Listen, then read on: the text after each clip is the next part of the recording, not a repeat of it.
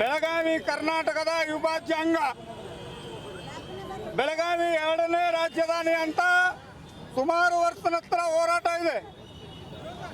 ಮೊನ್ನೆ 27ನೇ ತಾರೀಕು ನಾಡದ್ರೋಹಿ MESನವರು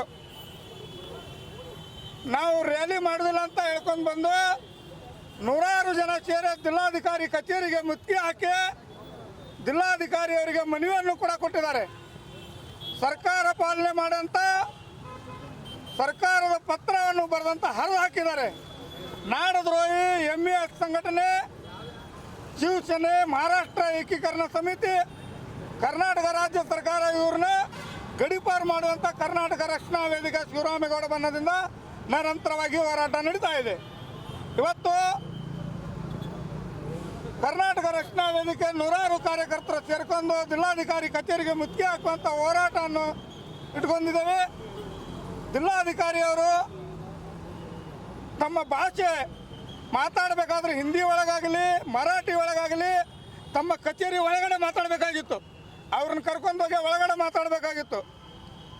ಹೊರಗಡೆ ನೂರಾರು ಜನ MESನವ್ರನ್ನು ನಿಂತಿದ್ದಾರೆ. ಅವ್ರನ್ನ ನಿಂದಿರಿಸ್ಕೊಂಡು ಹಿಂದಿ ಒಳಗಡೆ ಅವ್ರನ್ನು ಮಾತಾಡಿಸಿ ಕನ್ನಡಿಗರು ಮತ್ತು ಕನ್ನಡ ಹೋರಾಟಗಾರರನ್ನು MESನವ್ರನ್ನ ತಂದು ನಾನು ನಿಮಗೆ ಒಂದು ಸಭೆಯನ್ನು ಕರೆದು ನಾನು ತಿಳಿಸ್ತೇನಂತ ಅವರಿಗೆ ವಿಶ್ವಾಸ ಕೊಟ್ಟಿದ್ದಾರೆ. ಬೆಳಗಾವಿ ಜಿಲ್ಲಾಧಿಕಾರಿಯವರು ವರ್ಗಾವಣೆ ಆಗುವವರೆಗೆ ನಮ್ಮ ಹೋರಾಟ ನಿರಂತರವಾಗಿ ನಡೀತಾ ಇದೆ. ಏನೋ ಜಿಲ್ಲಾಧಿಕಾರಿಗೆ MESನವ್ರ ಮೇಲೆ ಗೌರವ ಇದ್ರೆ ನೀವು MESನವ್ರ ಜೊತೆ ನೀವು ಮಹಾರಾಷ್ಟ್ರಕ್ಕೆ ಹೋಗ್ಬೋದು. ನಿಮಗೆ ಕರ್ನಾಟಕಕ್ಕೆ ಬರೋಕ್ಕೆ ಯಾರು ನಿಮ್ಗೆ ಹೇಳಿಲ್ಲ. ಕರ್ನಾಟಕ ರಾಜ್ಯದಲ್ಲಿ ನಿಮಗೆ ಲಕ್ಷಾಂತರ ರೂಪಾಯಿ ಹಣವನ್ನು ತಗೊಂಡು ಲಕ್ಷಾಂತರ ರೂಪಾಯಿ ಮನೆಗಳು ಕಟ್ಕೊಂಡು ನೀವು ಜಿಲ್ಲಾಧಿಕಾರಿ ಒಂದಾಗಿ ಕನ್ನಡ ಮೊದಲನೇದಾಗಿ ಹೊರಗೆ ಬಂದರೆ ಕಚೇರಿ ಹೊರಗೆ ಬಂದರೆ ಮೊದಲನೇದಾಗಿ ಕನ್ನಡ ಮಾತಾಡಬೇಕು. ನೀವು ಕಚೇರಿ ಹೊರಗೆ ಬಂದ ನಂತರ ಅವರಿಗೆಲ್ಲ ಹಿಂದಿ ಭಾಷೆಯನ್ನು ತಿಳಿಸ್ತೀರಿ, ಮರಾಠಿ ಭಾಷೆಯನ್ನು ತಿಳಿಸ್ತೀರಿ.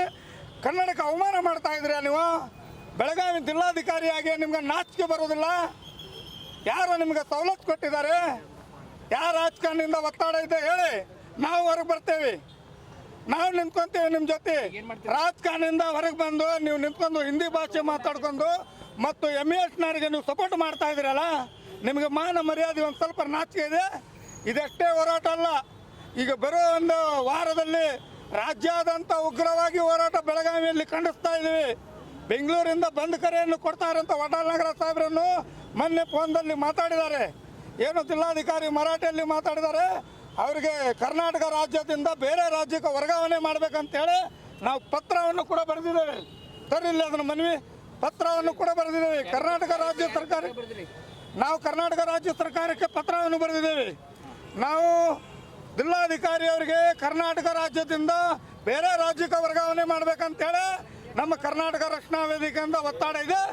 ಏನಾದರೂ ಒಂದು ವೇಳೆ ಮಾಡಲಿಲ್ಲ ಅಂದರೂ ಕೂಡ ದೊಡ್ಡ ಮಟ್ಟದಲ್ಲಿ ಬೆಳಗಾವಿ ಬಂದ್ ಕರೆಯನ್ನು ಕೊಟ್ಟು ಹೋರಾಟವನ್ನು ಮಾಡಬೇಕಾಗಿತ್ತು ಅಂತ ನಾನು ಎಚ್ಚರಿಕೆಯನ್ನು ಕೊಡ್ತಾ ಇದ್ದೇನೆ. ಏನಾದರೂ ಬಿಡಿ ಅಂತ ಹೇಳಬೇಕಾಗಿತ್ತು.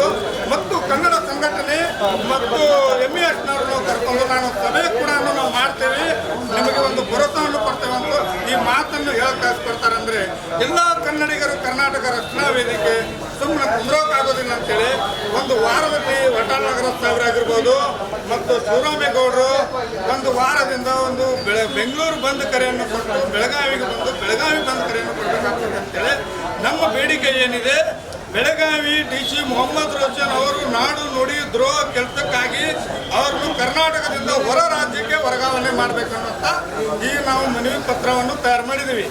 ತಮ್ಮ ಕರ್ನಾಟಕ ಸರ್ಕಾರಕ್ಕೆ ನಾವು ಮನವಿಯನ್ನು ಪತ್ರವನ್ನು ಕೊಡ್ತಾ ಇದ್ದೀವಿ. ಬೆಳಗಾವಿ ಜಿಲ್ಲಾಧಿಕಾರಿ ಆದಂಥ ಅವರಿಗೆ ಬೇರೆ ರಾಜ್ಯಕ್ಕೆ ವರ್ಗಾವಣೆ ಮಾಡಬೇಕನ್ನೋದು ನಮ್ಮದು ಕರ್ನಾಟಕ ರಕ್ಷಣಾ ವೇದಿಕೆ ಶಿವರಾಮೇಗೌಡ ಬಣದಿಂದ ನಿರಂತರವಾಗಿ ಒತ್ತಡ ಇದೆ. ನಮ್ಮ ಜವಾಬ್ದಾರಿಯಿಂದ ನಾವು ನಿಮಗೆ ಮನವಿ ಕೊಡಕ್ಕೆ ಬಂದಿದ್ದೀವಿ. ದಯವಿಟ್ಟು ನಿಮ್ಮ ರಿಕ್ವೆಸ್ಟ್ ಮಾಡ್ಕೊತಾ ಇದ್ದೀವಿ. ನಾವು ಈ ಮನವಿ ಮೇಲೆ ಕ್ರಮವನ್ನು ತಗೊಂಡು ಜಿಲ್ಲಾಧಿಕಾರಿ ಮೇಲೆ ನೇರವಾಗಿ ಕ್ರಮವನ್ನು ತಗೋಬೇಕಂತ